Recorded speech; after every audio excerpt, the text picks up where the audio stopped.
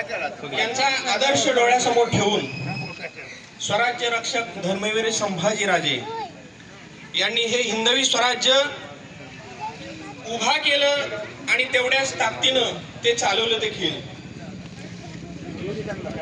छत्रपतींच्या या कार्याची आठवण केमवासियांना सदैव स्मरणात राहावी.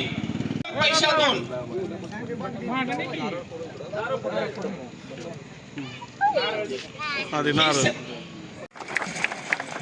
जयंतगिरी महाराजांच्या हस्ते या ठिकाणी या चौकात